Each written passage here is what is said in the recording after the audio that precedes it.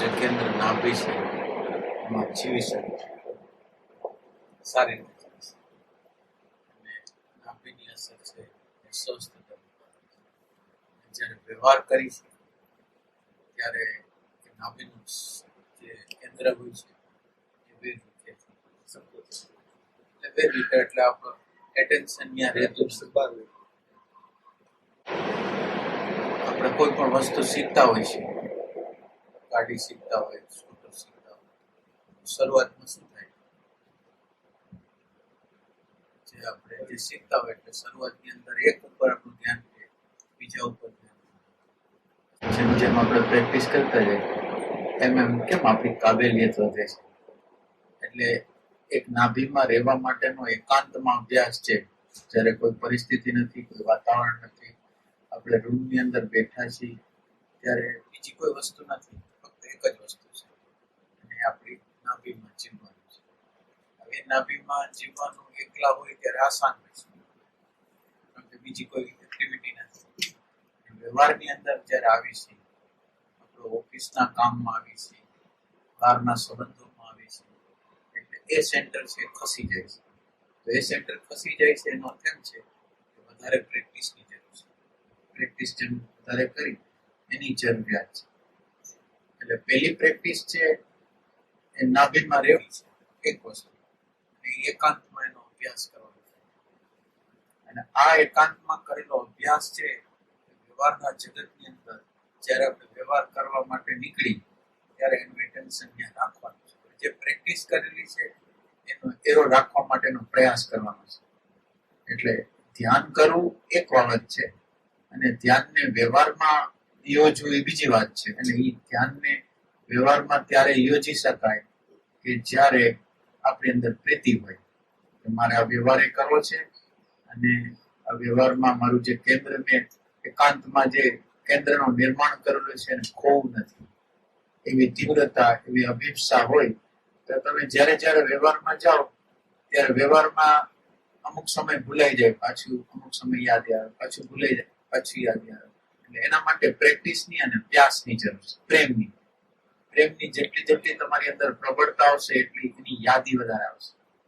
અને યાદી આવશે તો પછી આ સેન્ટર છે એ ચાલુ રહેશે. એટલે હવે આપણે આ સેન્ટરના ચાલુ દ્વારા આપણે શું કરવા માંગીએ છીએ? માનો કે હવે નાભીમાં જીવી છીએ તો નાભીના જીવવા દ્વારા આપણે શું કરવા માંગીએ છીએ? તો કે નાભીના જીવવા દ્વારા મારું સ્વાસ્થ્ય દલમાં ધ્યાન જાય છે એ તો કોણ બાબત છે? મારું જે વર્તમાનમાં જે ઉપસ્થિત રહેવું ને એ મહત્વની વસ્તુ છે. અને મહત્વની વસ્તુ વર્તમાનમાં ઉપસ્થિત રહેવું પ્લસ જીવનની જે પરિસ્થિતિઓ મારી સામે આવે, જે ચેલેન્જો જીવનની મારી સામે આવે એને હું ડબલ એરો એટેન્શનથી જોઈ શકું. મીન્સ જેમ છે એમ જોઈ શકું. અત્યારે આપણે જે પરિસ્થિતિ આવે છે એને જેમ છે એમ જોઈ શકતા નથી. જેમ છે એમ જોઈ શકતા નથી એનું કારણ શું છે? કે મેમરીના ફિલ્ડમાં જીવી છે. હવે મેમરીના ફિલ્ડને બદલે આપણે ક્યાં જીવી છે? હવે નાભીમાં જીવી છે. નાભી છે એક એરો છે અને એ નાભીને બરાબર રીતે પકડી અને વ્યવહાર કરવા માંગે છે. એટલે વ્યવહાર કરવા માંગે છે એટલે નાભીને પકડી છે એ નાભી મહત્વની નથી. નાભીની અંદર કોઈની પ્રેઝન્સ છે. નાભી છે એની અંદર કોઈની પ્રેઝન્સ છે ને ઈ પ્રેઝન્સની અંદર આ બધી વસ્તુ જોવાય છે. એટલે આ પ્રેઝન્સ છે એ પરમાત્મા છે. પ્રેઝન્સ છે એ પરમાત્મા છે. પ્રેઝન્સ છે એ પ્રકાશ છે. હવે આ પ્રકાશની અંદર મારા મનની અંદર વિચાર આવે છે, લોભ આવે છે, ઘૃણા આવે છે, કપટ આવે છે, જે આવે છે એની મને ખબર પડે છે. એટલે એકની પ્રેઝન્સ છે ને પ્રેઝન્સમાં એટલે એક દ્રષ્ટાંત છે. એક દ્રષ્ટાંત એવું છે કે એક પક્ષી, ગુરુ એમ કે છે કે આ પક્ષી છે, આ પક્ષીને તારે મારી નાખવાનું છે જ્યાં કોઈ ન હોય. બે શિષ્ય હોય છે, બે શિષ્યને આપે છે. તો એક શિષ્ય તો કોઈ એકાંત જગ્યા મળી ગઈ ને પક્ષીને મારી નાખ્યો. બીજો શિષ્ય વિચાર કરે છે કે એકાંતમાં ગયો છતાં એને એમ લાગે છે કે આને કોઈક જોનાર તો છે, આને કોઈક જોવે તો છે જ, અને જોનાર કોઈ તત્વ તો છે જ. એટલે એકાંત નથી. હાવ આપણે એમ કે કોઈ છે નહીં એવી અવસ્થા નથી. અહીં કોઈક છે અને કોઈક છે આને કોઈક અનુભવ કરે છે. એટલે એકાંત એને મળ્યું નહીં.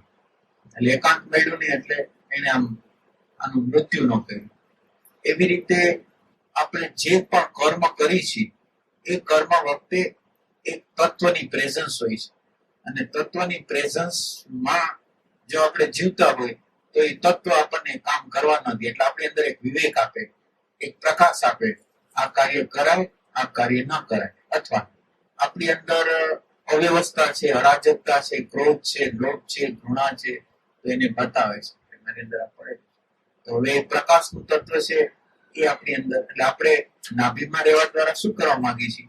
કે નાભીમાં રહેવા દ્વારા આપણી આખી આંતર પ્રકૃતિને જોવા માંગીએ છીએ, સમજવા માંગીએ છીએ અને એને પાર જવા માંગીએ છીએ. એટલે આ નાભીમાં આપણું લક્ષ્ય છે, એમાં આનંદ નથી, શાંતિ નથી, પણ પ્રકૃતિની સમગ્ર રીતે ઓળખ થાય ને એ આપણા માટે મહત્વનું છે કે હું કેવો છું, હું કોણ છું નહીં. આપણી પહેલી પ્રેઝન્સ છે એની અંદર હું કેવો છું, કોણ છું પછી આવે. પેલા હું કેવો છું એને જાણતો ન હોઉં તો હું કોણ છું એને જાણી ન શકે. એટલે પ્રતિક્ષણે હું કેવો છું, કેવો છું, કેવો છું એ જણાતું જાય તો આપણે એમ સમજવાનું કે સાધના બરાબર રીતે આપણે કરી દઈશું. એટલે આ જે સાધનાની અંદર આપણને કોઈ સેન્સેશન થાય. અને બીજું નાભી છે એને સંબંધ છે આજ્ઞા ચક્ર હારે, સહસ્ત્રદળ હારે, વધારે સંબંધ છે. આ જે નાભી છે એ ઇન્ટેલેક્ચ્યુઅલ સેન્ટર છે. આપણા 3 સેન્ટરો છે. પેલું મૂલાધાર છે, ફિઝિકલ કહેવાય. બીજું જે સેન્ટર છે એ સ્વાધિષ્ઠાન છે, એ લોઅર પ્રકારનું ઇમોશનલ કહેવાય, નેગેટિવિટી, રાગ દ્વેષ એવું. અને ત્રીજું જે સેન્ટર છે એ બુદ્ધિનું સેન્ટર છે, જેમાં વિચાર રહે, જેમાં કેલ્ક્યુલેશન રહે, જેમાં સ્વાર્થ રહે. એ બધું જે સેન્ટર છે લોઅર પ્રકારનું સેન્ટર છે. હવે આ 3 જે સેન્ટરો લોઅર છે એનું જો હાયર હારે કનેક્શન થાય તો હાયરની, માનો કે હાયર નાભી છે એનો સંબંધ છે હાયર ઇન્ટેલેક્ચ્યુઅલ આવે, એટલે વૈશ્વિક ઇન્ટેલિજન્સ સાથેનો સંબંધ છે. એટલે હવે જો આપણે એની સાથે સંબંધ, હવે અહીંયા જોડાય છે, શાંત થઈ જાય છે, એટલે હાયર ઇન્ટેલેક્ચ્યુઅલ અને પ્રજ્ઞા સાથેનો સંબંધ થાય છે. અને પ્રજ્ઞા છે એનું કિરણ આપણા નાભીને જશે એટલે આપણી અંદર સ્વાર્થ ભાવના હશે, કોઈ વસ્તુને વળગી ગયેલા હશું તો એ વસ્તુનું વળગણ છૂટી જશે. એટલે એ જે સેન્ટરો છે એ આપણને ખાલી એટલું જ બતાવે છે તમે હાયર સેન્ટર સાથે જોડાઈ જાઓ છો. અને હાયર સેન્ટર સાથે આપણે જોડાણા, જેમ આપણી દોસ્તી છે એ સારા માણસો સાથે થાય તો કેમ સારા માણસોની અસર આપણા જીવનમાં આવે છે. તો આ તત્વ મહાન તત્વ છે, એની સાથે આપણું જોડાણ થાય છે એટલે આપણી અંદર વિવેક પ્રગટ થાય છે, પ્રેમ પ્રગટ થાય છે. એટલે આ એનું. પણ છતાં આ જે સેન્સેશનો થાય છે એ આપણા માટે મહત્વના નથી. સેન્સેશનો આપણે જેમ કોઈ યાત્રાએ નીકળી છે અને યાત્રા અહીંથી અમદાવાદ જાય, વચ્ચે વચ્ચે જે સ્ટેશનો આવવાના હોય, ચોટીલા સ્ટેશન આવવાનું હોય તો આવે, એમ આ જે છે એ આપણા એનર્જીનો ઉર્ધ્વગામી પણ બતાવે છે. આપણી એનર્જી છે એ ઉર્ધ્વ થાય છે એ બતાવે છે. પણ આપણા માટે મહત્વનું એટલું છે કે પ્રજ્ઞાનો અર્થ છે પ્રકૃષ્ટ જ્ઞાન. પ્રકૃષ્ટ જ્ઞાન, ઉત્કૃષ્ટ જ્ઞાન, જેને જાણવાથી બધું જણાઈ જાય. જેને એક તત્વ છે એને જાણી લે તો બધું જણાઈ જાય, એવું જે જ્ઞાન છે એ પ્રજ્ઞા છે. એમાં અનંત પ્રકાર નથી, એક જ વસ્તુ છે. આ લાખો કરોડો વસ્તુ છે, એનો આધાર કોણ છે? તો એના આધારને આપણે જાણી લઈશું એટલે આપણે જાણવાની દોડ છે, કામનાની દોડ છે, આનંદની દોડ છે, બધી સમી જાય છે. એટલે આપણે આ જે પ્રજ્ઞાનું જે સેન્ટર છે એના દ્વારા આપણી આગળ એક લક્ષ્ય છે કે જેમ છે એમ મારે જોવું છે. આ સંસાર, આ પરિસ્થિતિ, આ વાતાવરણ જેમ છે એમ જોવું છે. પેલા આ પ્રકૃતિ જેવી છે એવી જોવી છે, મારી આંતર પ્રકૃતિ, બાહ્ય પ્રકૃતિ. બાહ્ય પ્રકૃતિની અંદર સૂર્ય છે, ચંદ્ર છે, તારા છે, હવા છે, પક્ષીના ગીત છે, મારે સાંભળવા છે, કારણ કે વર્તમાન છે. તો આપણું પેલું જે આપણું આ વર્તમાન, આપણે નાભી દ્વારા આપણે શું કરવા માંગીએ છીએ? જેવું છે એવું દર્શન કરવા માંગીએ છીએ. અને જેવું છે એવું અત્યારે દર્શન થશે તો જેવું છે એની અંદરથી એક લીટી જાય છે, એ સત્ય તરફ જાય છે. હવે આ ફેક છે, આ જે અત્યારની પ્રકૃતિ છે એ ફેક છે, અને ફેક છે એ સીધે સીધું લંબાય છે સત્ય તરફ. એટલે જેમ જેમ આપણે ફેકને સમજતા જશું એમ આપણી યાત્રા છે એ સત્ય તરફ જતી રહેશે. એટલે હવે માનો કે અત્યારનું ફેક રાગ છે, અત્યારનું ફેક દ્વેષ છે, અત્યારનો ફેક્ટ ક્રોધ છે, તો આ ફેક્ટ છે એને હું સમજી લઉં તો હું સત્યને વધારે નજીક હોય. તો હવે આપણા માટે નાભીમાં રહેવા દ્વારા શું કરવું છે? તો કે મારે હું કેવો છું, પ્રતિક્ષણે કેવો છું એની મારે ઓળખ કરવી છે. અને પ્રતિક્ષણે કેવો છું એવું ઓળખ કર્યા પછી પ્રતિક્ષણે જે વસ્તુ પ્રગટ થઈ રહી છે એની સાથે હું તાદાત્મ્ય કરતો નથી, એને જોઉં છું, એને સમજું છું, એટલે સત્યની વધારે નજીક છે. આ લક્ષ છે. એટલે આપણે એક વાત ખ્યાલ રાખવાની કે નાભીમાં રહી છીએ અને નાભીની નેટ પ્રેક્ટિસ, એનો અભ્યાસ જેમ જેમ જેમ આપણે અંદર વધતી જશે એમ વ્યવહારના જગતમાં પણ એની યાદી આવતી જશે. અને એક વસ્તુ છે કે કેન્દ્ર અને પરિધિ, કેન્દ્ર હોય ને એના અનુસાર પરિધિ હોય. એક તમારે કેન્દ્ર રાખવું તો કેન્દ્ર અનુસાર વર્તુળ બને. એટલે કેન્દ્ર અને પરિધિ સાથે સાથે, કેન્દ્ર અને પરિધિ સાથે સાથે. એવી રીતે આધ્યાત્મ અને વ્યવહાર, આધ્યાત્મ છે એ કેન્દ્ર છે, તમારું સેન્ટર છે, અને એ સેન્ટર દ્વારા આપણે વ્યવહાર કરવાનો. એ સેન્ટર દ્વારા જયારે આપણે વ્યવહાર કરીશું ત્યારે વ્યવસ્થા એની અંદર આપણી અંદર સમજ પ્રગટ થાય છે. કેવી રીતે રિએક્શન કરવાનું નહીં, પણ આપણને રિસ્પોન્સ કરતા આવડે છે. રિએક્શન છે એ ભૂતકાળમાંથી હોય છે, રિસ્પોન્સ છે એ વર્તમાનમાંથી આવે છે. એટલે પ્રતિક્ષણે રિસ્પોન્સ કરવાની આવડત છે એ આ દ્વારા પ્રગટ થાય છે. હવે જેટલા અંશમાં આપણી અંદર પ્યાસ હશે જીવનની અંદર શાંતિ પ્રગટાવવાની, પ્રેમ પ્રગટાવવાની, આનંદ પ્રગટાવવાની, સમજ પ્રગટાવવાની, એટલા અંશમાં પછી આપણે એની યાદી રાખી શકીશું.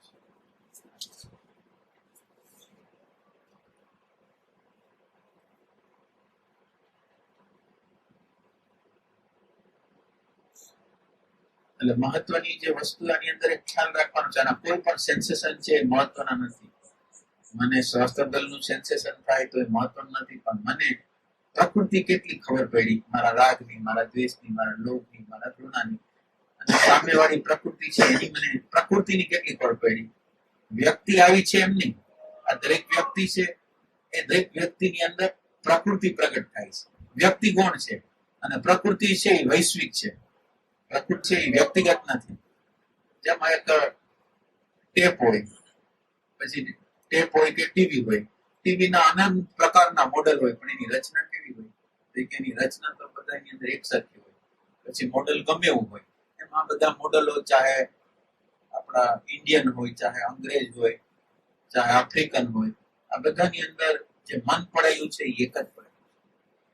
એટલે મન છે એ એક પડેલું છે, એટલે એના દ્વારા કોઈ પણ વ્યક્તિ કઈ પણ સંબંધમાં પ્રગટ થાય છે ત્યારે વ્યક્તિ જવાબદાર નથી. વ્યક્તિની અંદર જે વૈશ્વિક પ્રકૃતિ છે એ જવાબદાર છે. અને એ વૈશ્વિક પ્રકૃતિ છે એને સમજવાની છે. અને વૈશ્વિક પ્રકૃતિને આપણે જ્યાં લગીન સમજતા નથી ત્યાં લગીન વ્યક્તિને દોષિત ગણી છે. પણ વ્યક્તિની અંદર જે પ્રકૃતિ છે એનો એટલો બધો પ્રભાવ છે કે માણસને ધક્કો મારીને કરાવે છે. એ ખ્યાલ ક્યારે આવે? કે જ્યારે આપણે વર્તમાનનું જીવન જ્યારે જીવવાનું શરૂ કરીને ત્યારે આપણને ડિફિકલ્ટી નહીં ખબર પડે કે રાગ કરવો નથી, દ્વેષ કરવો નથી, લોભ કરવો નથી, ગુનાહ કરવી નથી. થઈ જાય છે એનો અર્થ શું થાય? બાયોલોજીકલ ધક્કો છે, સાયકોલોજીકલ સમાજનો ધક્કો છે, ધર્મનો ધક્કો છે, બધા લોકો ધક્કો મારી કરાવે છે. જો આપણને ખ્યાલ આવે, આપણે લાચારીથી કરી છે તો આપણે બીજા લોકોને પણ સમજી શકીશું. આ વર્તમાન દ્વારા આપણી આંતર પ્રકૃતિ અને બાહ્ય પ્રકૃતિને આપણે સમજવાની છે અને એની પાર છે. એમાં કોઈ સેન્સેશન આવે તોય ભલે, ઉર્જાની અનેક પ્રકારની હિલચાલો આવે તો પણ ભલે, એ મહત્વનું નથી. મને દેખાય છે શું? પ્રકૃતિ દેખાય છે, એનો રાગ દેખાય છે, દ્વેષ દેખાય છે, લોભ દેખાય છે, ઘૃણા દેખાય છે. જો આ બધું મને દેખાતું હોય તો હવે મને કોઈ સેન્સેશન થાય કે ના થાય? વ્યવહારમાં જીવતા હોય એટલે આપણે બેહોશ હોય એટલે દેખાતા હોય કે જાગૃતિ હિસાબે વ્યવહારની અંદર આપણી અંદર જુદા જુદા પ્રકારના વિચારો દેખાય છે, ચિંતાઓ દેખાય છે, કલ્પનાઓ દેખાય છે, લોભ દેખાય છે, ઘૃણા દેખાય છે. તેનું કારણ શું છે? હોશ છે કે બેહોશી છે? એમ કે આપણે જીવન જીવવા અત્યારે હોશમાં જીવવા એટલે દેખાતું હોય કે જાગૃતિ, બેહોશીમાં જીવવા એટલે દેખાતું હોય કે જાગૃતિ. તમારી આગળ એક પ્રકાશ હોય, તમે માનો કે એક અંધારું હતું અને અંધારાને બદલે બેટરી તમે કરી, બેટરી તમે જંગલમાં જાઓ છો અને બેટરી આમ કરી તમને ખ્યાલ આવ્યો કે કૂવો છે. હવે તમે કૂવામાં પગ મૂકવાના નથી, એટલે પ્રકાશ શું કર્યું, જે વસ્તુ જેવી હતી એવી બતાવી દીધી, એટલે તમે સ્ટોપ થઈ ગયા. આપણી અંદર બેહોશી છે, આપણી અંદરની અરાજકતા છે, અંદરની અવ્યવસ્થા છે, એને બતાવે છે. એટલે આપણે કોઈ પણ વસ્તુની આપણને પ્રતીતિ થતી હોય, અનુભૂતિ થતી હોય, આપણે જુદા થઈને જોતા હોય, એનો અર્થ એમ છે જાગૃતિ છે. પણ છતાં જાગૃતિ છે એની સાબિતી તો આપણને મળી જ જાય છે. આ બધી વસ્તુ જોઈ છે, જેમ આપણે વિચારો સાથે એકાકાર હોય તો વિચારોની ખબર ન પડે.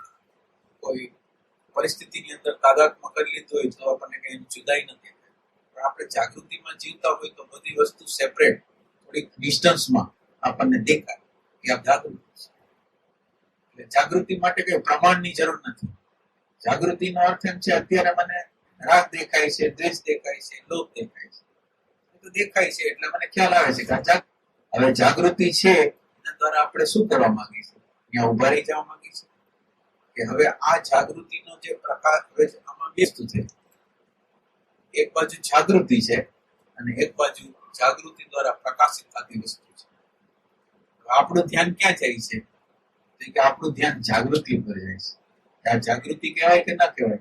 એટલે આમાં કે આપણું જાગૃતિ ઉપર ધ્યાન જશે અને ઓલી વસ્તુ જે જાગૃતિ દ્વારા જે પ્રકાશિત થાય છે એના ઉપર ધ્યાન નહીં જાય તો જાગૃતિ દ્વારા જે વસ્તુ ફોકસ થાય છે ને એ શું છે એની સમજ આપણને વધારેમાં વધારે પ્રગટ થાય ને એ આપણા માટે મહત્વની વસ્તુ છે. એટલે ફરીથી આપણે આપણી પોઝિટિવ સાઈડ છે એને લેવાની નથી. આપણી અંદર જાગૃતિ હોય તો એનો સંતોષ લેવાનો નથી, એનો આનંદ લેવાનો નથી, એનું કન્ફર્મેશન લેવાનું નથી. પણ મારા માટે આ જાગૃતિના પ્રકાશ દ્વારા મારી અંદર અંધકાર હતો એની ખબર પડી ને એ મહત્વની વસ્તુ છે. એટલે હવે અંધકારની મને ખબર પડી હોય તો મેં જાગૃતિની ક્યાં ચિંતા કરો? હવે તમે એનો જ ઉપાય કરો કે હવે મારી અંદર આ અંધારું છે, રાગનું છે, દ્વેષનું છે, ભય છે, ઘૃણા છે, હવે મારે ઉપાય કરવાનો છે. એ ઉપાય તરફ આપણી દ્રષ્ટિ જેમ જાય એમ વધારે સારું. સમજાય છે? એ રીતે કરવાનું છે.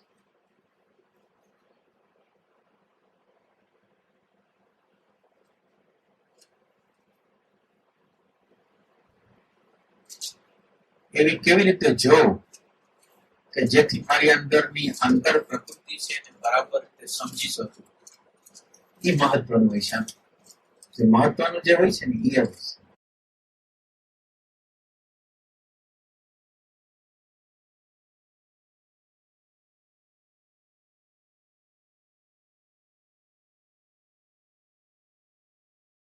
આપણે આ મેમરી સાથે અને ભૂતકાળ અને સંસ્કારો સાથેના તાદાત્મ્યને કારણે આપણે જે છે એ જોઈ શકતા નથી એવી આપણે વાત થાય છે.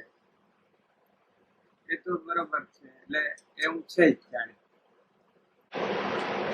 હવે એમાં ઓલું વક્રી ભવનનો સિદ્ધાંત જે છે એના જેવું છે. પાણીમાં લાકડી નાખીએ એટલે એ બાકી થાય જ. મીડિયમ એવું છે.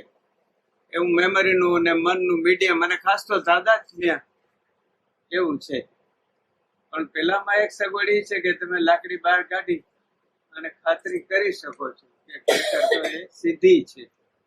જ્યારે અહીં ચારેકોર મેમરીનું જ સામ્રાજ્ય ચારેકોર વ્યાપેલું છે, એટલે એને તપાસવાનું કામ અઘરું પડે એવું છે, એવું લાગે છે ખરેખર. અને એક છેલ્લી વાત એ કે ક્યારેક કોઈ સંત પાસે કે જે એમાંથી નીકળ્યા હોય અને જે લાકડી એની સીધી જ રહે ત્યાં એવી પ્રતીતિ થાય. બાકી કોઈ એવી પ્રતીતિના સ્થળ પણ નથી. બધી જગ્યાએ લગભગ બધા મહાનુભાવો કે જે કાંઈ છે એ મેમરીના પેલામાં જ હોય છે અને એની લાકડી બાકી જ લગભગ હોય છે. એટલે આ એક પ્રશ્ન રહે. એટલે પ્રશ્ન એવો છે કે અને તપાસવું કેવી રીતે કે આવું સત્ય છે કે અસત્ય છે? તપાસવું એ અઘરું છે. એટલે અઘરું તો છે જ, અઘરું નથી એમ નથી, પણ સંસાર તો સહેલો નથી. તો અઘરું જે છે એની સામે સંસાર કઈ હેલો છે? સંસાર છે એની અંદર પ્રતિ ક્ષણે આપણે જ્યાં જીવી છીએ એ જીવીસી ની સતત રીતે કોન્ફ્લિક્ટ છે, સંવાદ નથી, ચાહે પત્ની હોય, બાળક હોય, ચાહે કોઈ પણ હોય, તો કોઈ એને સંવાદ નથી. અને મારી માન્યતા હોય એ ચાલે એની અંદરની આપણી ધારણા છે. એટલે પ્રતિક્ષણે કોઈને કોઈ પ્રકારના યુદ્ધો છે, કોઈને કોઈ પ્રકારનું જે ઇમેજનું સંરક્ષણ છે. આ બધી વસ્તુ છે એ દુઃખદ અને ત્રાસદાયક તો છે જ. એની કમ્પેરિઝન ની અંદર આ રસ્તો કરવા જેવો છે, કારણ કે આ રસ્તાની અંદર તો અંત જ નથી. આ રસ્તા ઉપર આપણે હાલ્યા જશું તો ક્યારેય શાંતિ આવે, ક્યારેય આનંદ નહીં આવે. તો અઘરું છે પણ શક્ય છે. એમ આપણે કરી એ શક્ય છે. અને બીજું કે થોડી તાટસ્થતા હોય છે માણસની અંદર, થોડા પ્રકારની પણ તાટસ્થતા હોય છે, તો પોતે ખોટું કર્યું અથવા સાચું કર્યું એને ખ્યાલ આવે છે. એટલે તાટસ્થતા મહત્વની છે. તમે તટસ્થતા તમારા અભિપ્રાય પ્રત્યે, તમારા સિદ્ધાંત પ્રત્યે તટસ્થતા કેટલી ધરાવો છો. અને એવા કેટલાય વ્યક્તિઓ તમને મળી શકે, આપણે પણ હોઈ શકીએ કે ક્યારેક આપણે કંઈક ખોટું કર્યું અને આપણને ખ્યાલ આવી જાય છે કે આ બરાબર નથી, ક્રોધ થઈ ગયો હોય, લોભ થઈ ગયો હોય, ગુનો થઈ ગયો હોય, એની ખબર પડે છે, પ્રકાશ આપણી અંદર આવે છે. એટલે હવે આ પ્રકાશની હવે સમસ્યા જે છે એ પ્રકાશની છે. અને આ પ્રકાશ છે એ જોતો હોય તો બહુ સિમ્પલ વસ્તુ છે, પ્રેઝન્સ નો અર્થ બીંગ એટલે ભગવાન. બીંગ અને એક બીંગ હોય, એક છે, અને બીજી વસ્તુ હોય આ હોય.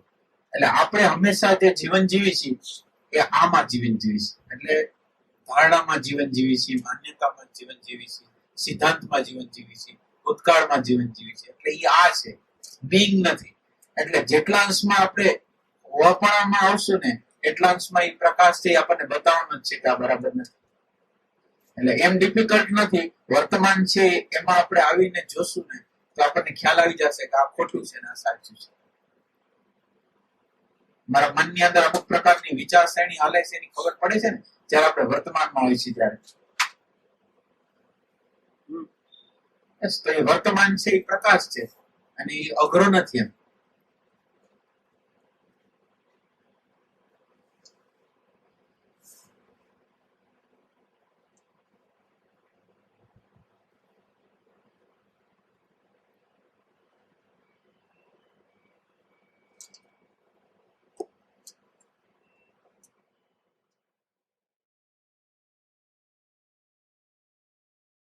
છૂટવાની વાત બધી બરોબર છે, પણ આખું જે માળખું અત્યાર સુધીનું મારું છે, આખી જે મારી પોતાની માન્યતા મારા વિશેની કે જે કઈ હું અત્યાર સુધી છું એ બધું મેમરી જ છે. એટલે એ બધું કરોડું બસ કરતું. એટલે એ તો એટલે કરોડો બસ કરતો છૂટી જાય છે, પણ એની જે મેમરી છે એની આપણે તપાસ કરીશું. મેમરીની તપાસની અંદર એક છોકરું હોય અને એક હીરો હોય ને એક કાચ હોય, તે સરખા જ હોય. પણ જે એને ઓળખતું હોય એ શું કરે? હીરો હોય, કાચ હોય એને પકડે નહીં, પણ હીરાને પકડી. એટલે ખરેખર તો મેમરીનું જે ફિલ્ડ છે એ મેમરીના ફિલ્ડની અંદર જે તાપ છે, જે સંતાપ છે, જે ભય છે, જે લોભ છે, જે ઘૃણા છે, એનો જો આપણે સાક્ષાત્કાર કરી શકીએ તો પછી એ કળરભૂસ થાય ને એમાં રાજીપો થાય, આપણી અંદર રાજી થાય કે આ કળરભૂસ થવા જેવું છે. પણ જ્યાં લગીને આપણે આના તાપને આપણા પ્રત્યેક ક્ષણ એટલે વર્તમાન ક્ષણમાં જીવન દ્વારા જોશું નહીં તો આપણને એ કળરભૂસ થાય, આપણને ગમશે નહીં. ઓલું જો આપણે આના તાપનો અનુભવ કર્યો હશે, ચાહે શબ્દોમાં, પત્ની સાથે, પતિ સાથે, પૈસા સાથે, ઇમેજ સાથે, ગમે તેની સાથે કોઈ પણ વસ્તુને તમે લ્યો અને એમાંથી તમે પસાર થાવ અને પસારની અંદર કેટલા ભયો છે, કેટલા તાપો છે, સંતાપો છે, એ તમે અંદરથી જો તો પછી કળરભૂસ થાય તો એમાં વાંધો નથી આવતો. એટલે કળરભૂસ થાય એમાં તો જયારે આવે છે ત્યારે એનો અર્થ એમ છે કે આપણે એનું ઓબ્ઝર્વેશન છે એ કરતા નથી. નકામી વસ્તુ છે એ માનો કે અંદર રોગ થયો છે ને ગાંઠ થયેલી છે અને ગાંઠ થયેલી છે એનો કઈ આપણે આદર ન કરી, ગાંઠને તો આપણે કાઢી જ નાખી. એવી રીતે આપણને આ ગાંઠ છે, કેન્સરની ગાંઠ છે એવી ખબર પડશે તો આપણે તૈયાર થઈ જશું, ભલે કળરભૂસ થઈ. એટલે અત્યારે કળરભૂસ થાય છે એમાં વાંધો એટલા માટે છે કે વર્તમાન ક્ષણ દ્વારા આપણે પ્રતિક્ષણે જોતા નથી કે જે વસ્તુ મન દ્વારા મેમરી દ્વારા કરી છે કેટલા કેટલા પ્રશ્નો નિર્માણ કરે છે અને દરેક વસ્તુ અધૂરી, અરાજક, અવ્યવસ્થા અને આંશિક રીતે સમગ્ર રીતે લઈ જ ન શકે એવી વસ્તુ છે.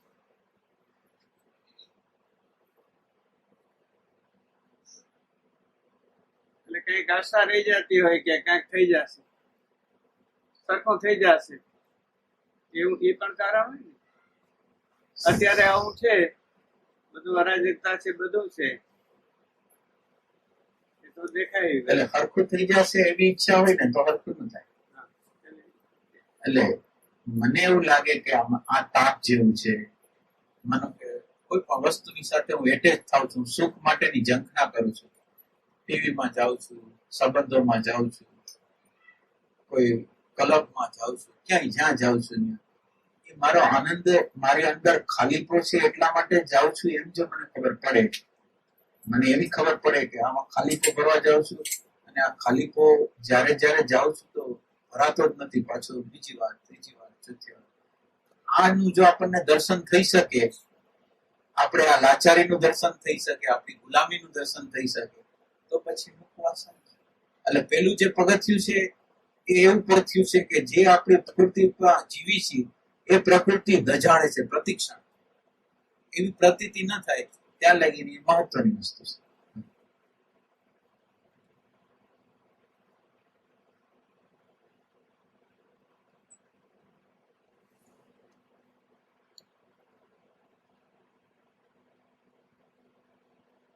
કે ધ્યાનમાં ઉર્જાનું જે હલનચલન દેખાય, મહત્વ એનું નથી, મહત્વ પ્રકૃતિ દેખાય. તો જ્યારે ધ્યાનમાં ઉર્જા દેખાતી હોય ત્યારે એને જોવાનું કે એનાથી મોઢું ફેરવી લેવાનું? ના, જોવાનું પણ પ્રભાવિત નહીં થવાનું. એ મને જે એનર્જીની પ્રતીતિ થાય છે એ આપણી યાત્રા કરી છે, આપણી યાત્રા જે કરી છે ચેતન તરફની, શાંતિ તરફની, આનંદ તરફની, પ્રેમ તરફની જે યાત્રા કરી છે એ યાત્રાની દિશા સાચી છે એટલું જ બતાવશે. એ માઇલસ્ટોન છે, એ માઇલસ્ટોન છે ત્યાં ઊભું નથી થવાનું. હવે ઈ જે હલચલ કરે છે, ઉર્જા જે હલચલ કરે છે એ ઉર્જાના હલચલના નિમિત્તે હું વર્તમાનમાં છું. હું આલે હલચલ દ્વારા શું કરું છું? અત્યારનું હલનચલન મારા પ્રકૃતિની અંદર જે થઈ રહ્યું છે તો એ દ્વારા હું વર્તમાનમાં આવી ગયો છું. તો મારા માટે વર્તમાનમાં કોઈ પણ નિમિત્તે આવી જવું ને એ મહત્વની વસ્તુ છે. પણ લગભગ સાધકોમાં એવું થાય છે કે હલચલની બહુ મજા છે, હલચલનો આનંદ છે અને એની અમુક પ્રકારનો કોઈને આનંદ થાય, કોઈને શાંતિ થાય, કોઈને પ્રકાશ દેખાય, એટલે એ માણસને તૃપ્તિ આપે છે, શાંતિ આપે છે. એ બરાબર નથી. આપણે તો ક્વેશ્ચન ગમે એવી એનર્જી, ગમે એવો પ્રકાશ, લાલ, લીલો, પીળો, ગમે એવો પ્રકાશ થતો હોય, પેલા પ્રકાશ છે એ ભલે ગયો પણ મારા રાગ દ્વેષનું શું થશે, મારા ભયનું શું થશે, મારા અજ્ઞાનનું શું થશે? મારું અજ્ઞાન હટી ગયું છે તો કે અજ્ઞાન નથી હટ્યું. આત્મ તત્વનું દર્શન થયું છે તો કે ના, પ્રેમ તત્વનો સાક્ષાત્કાર થયો છે કે હવે આમાં મારે ફસાવાય નહીં. આના દ્વારા ધીરે ધીરે ધીરે મારી યાત્રા આગળ જતી હોય, જે લક્ષ તરફ છે ત્યાં મારે જવાય, અહીં ઊભું ન રહે. એ સંદર્ભથી એને લેવાનું છે. એટલે આ તો એમાં આપણે આ સાધના કરીએ એટલે આપોઆપ થતી ઘટના છે. જે આપણી ઉર્જા છે શુદ્ધ થાય અને ઉર્ધ્વ પણ થાય, બે વસ્તુ થાય અને એની આપણને અનુભૂતિ થાય. પણ આ શુદ્ધ અને ઉર્ધ્વ છે એ ટ્રાન્સફોર્મેશન માટે છે, રૂપાંતર કરવા માટે છે. આપણી આખી પ્રકૃતિ બદલાઈ જાય એના માટે છે. હવે જો આપણે આ પ્રકૃતિ ઉપર ફોકસ ન કરી અને આ જ વસ્તુ જે આ જે બહારની ફિલ્મ હતી ને અંદરની ફિલ્મ જોવા માંડ્યા અને અંદરની ફિલ્મમાં અટવાઈ ગયા, એ બરાબર નથી. આ બહારની ફિલ્મ હતી તમે છોડી દીધી, અંદરની ફિલ્મ શરૂ થઈ ગઈ. ફલાણું દેખાય છે, ફલાણું દેખાય છે, પણ દેખાય છે એ મહત્વનું નથી, જે એને જોવે છે એ મહત્વપૂર્ણ છે. જે જોનારો ન હોય તો આ દુનિયામાં કોઈનું અસ્તિત્વ જ નથી, કોઈ વસ્તુ, કોઈ પદાર્થનું અસ્તિત્વ જ નથી. અને આ તત્વ છે એને હોવાપણું પ્રદાન કરે છે. આ કોઈ વસ્તુનું, કોઈ પદાર્થનું અસ્તિત્વ જ નથી. અસ્તિત્વ જેનું છે એ પોતે પોતાનું હોવાપણું છે એને સર્પિત કરે છે, ત્યારે તો એનું અસ્તિત્વ થાય. તો જે બધાને અસ્તિત્વ આપે છે, જે બધાની અંદર જ્ઞાન રૂપે પ્રગટ થાય છે, જે બધાની અંદર શાંતિ રૂપે, પ્રેમ રૂપે, આનંદ રૂપે પ્રગટ થાય છે, એ મહત્વનું કે જેની અંદર ટ્રાન્સમિટ થયું એ મહત્વનું. આ ટ્રાન્સમિટ થાય છે આપણા મનની અંદર, આપણા બુદ્ધિની અંદર, બધાની અંદર ટ્રાન્સમિટ થયું છે. તો એ મહત્વનું છે કે જે જોવે છે એ મહત્વનું. જેને સમગ્ર સંસારને આખો પ્રકાશિત કરી દીધો છે, સમગ્ર સંસાર આ જે સંસાર છે એને વ્યવસ્થિત રીતે હલાવે છે, તો હવે એ મહત્વની વસ્તુ કે દેખાય છે એ મહત્વની વસ્તુ. એટલે આપણે બાળક જેવું થઈ જાય છે કે જીરો ઉપર વધારે અને એકડો નકામો કરી નાખે છે. અને એકડા વગર જીરા ગમે એટલા કરો. આજે જેટલી દ્રશ્ય વસ્તુ છે એ જીરો છે, એની કોઈ વેલ્યુએશન નથી, સિવાય એને વેલ્યુએશન આ પોતે આપે છે. કિંમત છે આ તત્વ છે એ આપે છે.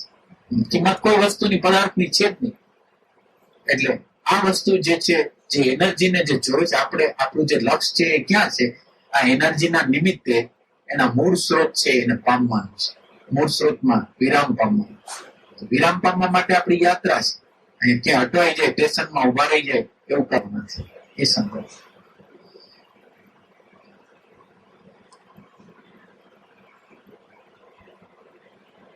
જીવનનો નાનો હડકો પ્રસંગ, માનો કે એક બાજુ એનર્જી આમ અનુભવી રહ્યા હો, એમાં આનંદ અનુભવતા હો.